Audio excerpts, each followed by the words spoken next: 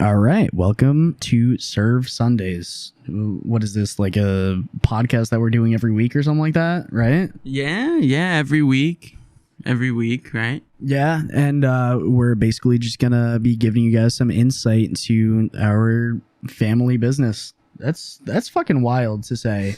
Yeah, a family business. Like, we own a business together. Actually, it's a corporation. We own a corporation. A corporation is different from a business? Yeah, so a business is like, you got different kinds. You could do like a DBA or you could do a LLC. So we're actually an S Corp. So we're a corporation. Okay, so like if you were to put it into terms of like big businesses like Starbucks or something like that, what kind of business is an S Corp? I have no idea. Okay. All right, that's fine. But yeah, my name's Tim. I legally own 10% of Serve S Corp. That kind of like flows well. It's we're actually Serve Industries Incorporated. I figured, but like the S and the S, kind of goes together. Yeah. Okay, I feel you there. All right, but obviously this was your big ideas. So like, why did you decide to start this? That's a pretty good question. I guess it kind of stems from being a barber. I like making people feel good. It kind of like always came natural. I was pretty good at being hospitable and all that kind of stuff. Yeah.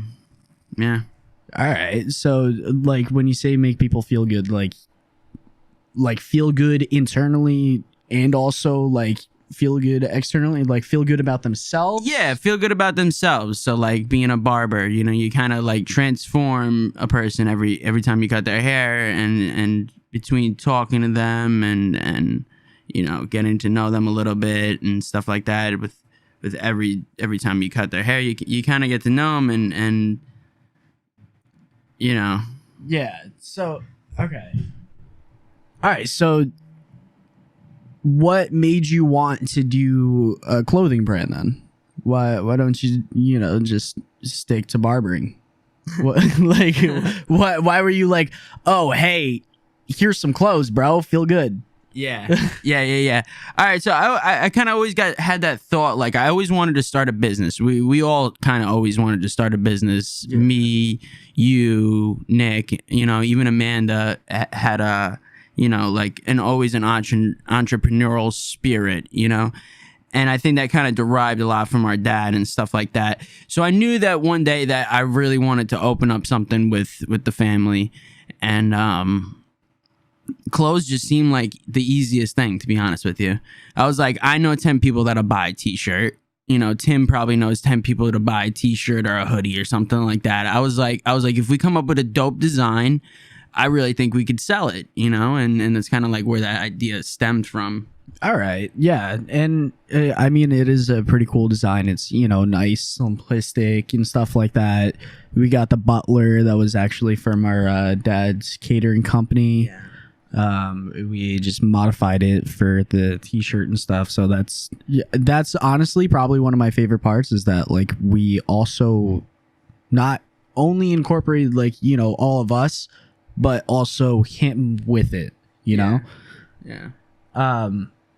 Okay, so you say that is the easiest, but I see you over here awake at fucking 4 a.m. Like, So yeah. So I definitely, it's like a lot more work than I originally thought it would be. There was way more that went involved, starting up e-commerce, between social media platforms and stuff like that. You really had I really needed to learn a lot more than what just selling t-shirts. Yeah. You broke it down into like, oh yeah, I know 10 people, you know 10 people. Yeah. But obviously it comes down to more than just those 10 people. Like, yeah, because now we're coming into the spot where it's like, okay, once those 10 people buy that t-shirt and sweatshirt, where do the other customers come in? Where does the other revenue come in? You know what I mean? Yeah. There's a lot more that gets involved. you need actually random people. So I started looking into advertising. I was like, maybe if we just had a dope product and we marketed it like the way we wanted to market and dump some money into ads and stuff like that, maybe we could get those random sales, to the random people out there, kind of just showcasing all our stuff and letting them kind of be the judge. So actually our cousin Mike, Rumspringer Enterprise is his business. Okay. That's what he does. And he runs like the whole marketing team for us. Yeah. That's literally all him. The marketing team is it consists of him and me, and that's it. Yeah. I mean that's basically like the definition of like a garage startup. Just it starts off with one person and their family. Yeah. And you said cousin Mike. I don't even I think the last time I saw him was when I was like 7 years old or some shit. Yeah. Right.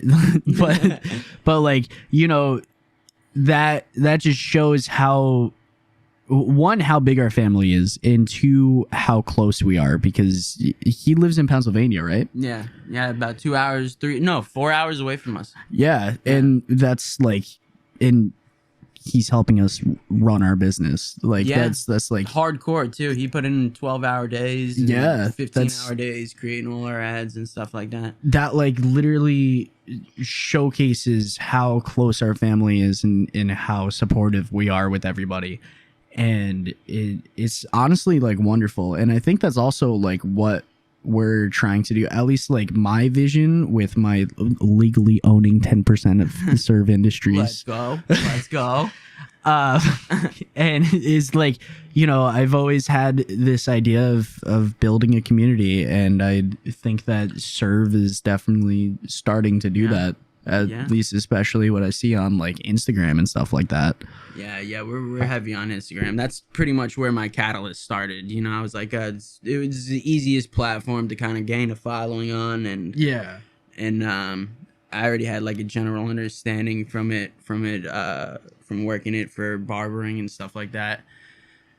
But you talked about community and stuff, and like and starting a community. Actually, that's what you've been doing for quite some time. Yeah, a really long time actually. This kid is a super hard worker and live streams daily almost. Right? Tell us a little bit about that. Yeah, so I stream. I've been trying to do 5 days out of the week it's been over a year now, and it's just.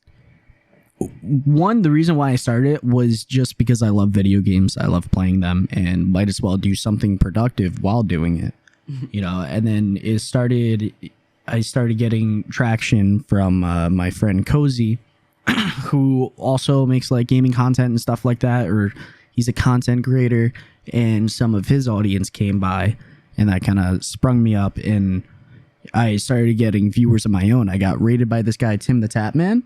I actually heard of him before. Really? The Tapman, yeah. Yeah, he's like a pretty big streamer, and I got rated by him on Twitch, which is a video game live streaming service.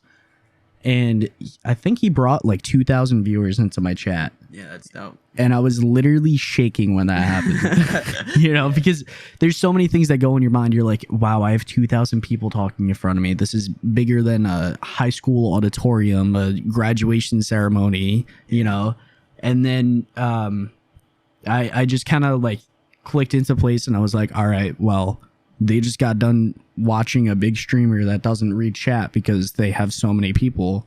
I best be starting to read chat and stuff like that, getting to know the viewers and building a community from him of my own. And now I still have like a bunch of people from that raid that still watch me. Really? Yeah. Oh, that's awesome. Yeah, and that was over a year ago. It was July of 2018. Yeah. So that was pretty exciting. But yeah, so after that, it kind of brought into like building my own community. And I always say this, but like one of my favorite memories of streaming, I don't think I told you this, was one of my viewers came out as homosexual in my chat. Like that was the first time that he told anybody and stuff like that. Yeah. And then I gave him advice on how to come out to his parents and stuff like that. And he still comes in and he tells me that everything's great. No shit. That's Yeah. wild. That's a big thing too, man, because I that's one of the reasons why I was like, I knew we were going to be good at this, because we're all in the service industry. I service like over 350 plus people monthly cutting hair, and that involves a lot of community aspect too. I talk to a lot of people about their inside lives and what goes on at home and stuff like that, and I too give them advice and stuff, almost like an outside input, because I feel like everybody kind of needs a little bit of outside input sometimes, whether it's like taking a test or advice on like your next job or whatever. It's nice to be able to jump in to that with somebody and kind of bounce ideas back and forth. And I see Tim doing that on his streams. I see, my sister, she's an X-ray tech. I'm sure we'll get her on the show one of these weeks. And our other brother, Nick, who actually delivers pharmaceuticals to people who can't leave their houses and stuff like that. So he's out there literally every day, Bronx, Brooklyn, Queens, running medication out to people in the projects and seeing, life happen on a daily basis. And that's really what I wanted Serve to be, something that, everybody can kind of get on board with, a community where people can come, chit chat on social media, check out our posts. We post a lot. I really believe in Gary Vee a lot, so I push a lot of content out. I push a lot of content out on LinkedIn, Twitter, Facebook, TikTok, 4 or 5 posts a day. Some days if I can fucking push every 2 hours, post 2 hours, I really believe in a lot of content, because it gets people, interested. It gets people, I feel at least, and I have fun. Mainly, I have fun doing it. I do. I sit here and I complain about it a lot because I work a lot at it, but I actually love doing it. Like making little videos on TikTok and, like that whole trip out to the city we just did, like that was cool. We went to, what's it called? I started the trip off and we headed to Dumbo because there was this really dope shot I seen on Google. Actually, I looked it up on Google, and our uncle told me about it too. And see if you could pull it up. Look it up. Dumbo Brooklyn Bridge. Yeah, this shot, check it out on Google. It's a really cool picture. It's a really dope shot. I wanted to go during the day. We didn't get there. We didn't get there by chance to get there during the day, but we'll probably head back over. Yeah, that's sick. So well, first of all, where can we see all this content? Facebook, Instagram, Twitter, TikTok, LinkedIn, soon to be Snapchat. And it's all Serve New York, right? And everything is at Serve New York. No space. ServeNewyork. All right, you heard it. You heard it here. Serve New York. Make sure to go check out all the content. But back to Dumbo Brooklyn. When you first said Dumbo, I thought of the elephant. That's literally what I thought too.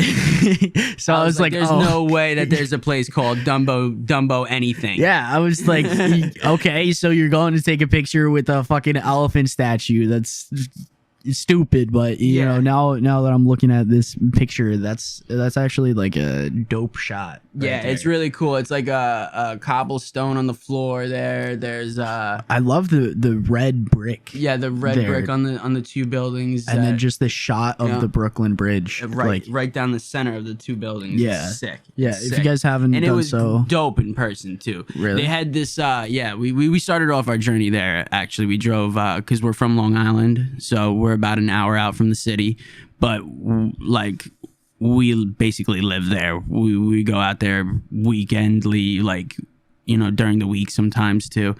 So we started our trip out from Brooklyn, which was about an hour and 15 minutes out. So We drove out to Dumbo. We checked out the nice Empire Store, I think it was called, or something like that. I can't remember. But then we took a couple of shots up by that Dumbo spot. And what's it called? What'd you do after that? Oh, we shot up to Washington Square Park. Sorry, I lost my train of thought. I was like, wait a second. I was staring at this Dumbo picture over here. So we hit up Washington Square Park, took a couple shots over there, and then headed up to Times Square, took a couple over there, and then hit up Insomnia Cookie. Oh, yeah, Always gotta stop by Love Insomnia Cookie. Yep, so good. White macadamia nut. Shout out Insomnia Cookie. If you want to sponsor this podcast, please feel free to hit us up. Yeah, and then we ended our trip in Gantry. I love that place, Gantry State Plaza. You ever been? Yeah, I think I took you there. I took you there with the big Pepsi sign. The big Yeah. Yeah. We used to go Pokemon Going there all the time. Yes, big Pokemon love goer. that place. And it was El Toro, right? Yeah, El Toro. Yeah, shout out to El Toro. That is the best taco truck out there. Oh yeah, with the fucking pineapple, whatever the shit is called. But all right, so it seems like you took an entire day just to get like pictures and shit like that. Yeah, that's pretty much what we did. Yeah, nice. Get some dope food. Yeah. And circling back to, obviously you enjoyed your day today, and circling back to enjoying putting out all the content and stuff like that. I know one of the big things with Gary Vee is that it's a grind. It's a grind to start your own company. It's a grind to build a community and everything like that. But the thing that separates the differences from, people who make it and people who don't is that you have to enjoy the grind. And if you don't enjoy the grind, then you're going to hate your life and you're not doing the right thing. Damn right. So that's really good that you enjoy the grind, and that honestly goes with like everything, not just like putting out content, but like, when you first started off going to barber school and stuff like that. Like, I know that was probably the first thing in high school that you enjoyed, right? Actually, I hated it. Really? Yeah, I always hated high school. I hated waking up. I hated going to school. But barbering, I really hated that program. I really, really did. I did the bare minimum you needed to do. I really enjoyed working with my hands. So when I started the barbering program, I wound up just getting a job straight out into the shop. And that's what I enjoyed. Okay. Yeah. So, all right. And so, yeah, you enjoyed at least that part of the grind was building your own community in that barbershop. Obviously, you can't do that in class. But I think I remember that barbershop. I'm pretty sure it's torn down now. Yeah, it had a fire. Oh, okay. That we'll leave it at that. Insurance money. So, we're really starting to build a community here, but and that's obviously something that we're continuing to try and do, and that's why we started Serve Sundays, so that you guys can kind of get more of an insight on what we're doing, who we are, and into our family, since it's such a tight-knit family. And I know like a lot of people usually have family issues and stuff like that, but I really feel like we probably have like one of the best families, and we would like everybody to join it. That's literally, yes, that's our motto. Join our family. That is literally what we want out of this, is for you guys to feel like you guys got a family to turn to whenever, wherever. Yeah, and I mean, I guess that's where we're gonna end off this first episode. If you guys did enjoy this podcast, was actually brought to you by Anchor. If you guys haven't already checked it out, it's actually one of the easiest ways to start your own podcast. You can get it on Spotify, you can get it on wherever you want. I know Spotify is like kind of like a hype beast platform that everybody wants their content on, and Anchor really makes it possible. So if you guys want to start your own podcast, if you guys want to help support us, just make an account on Anchor, and we would really appreciate that. Yeah. All right. Let's see you guys next time. Let's go.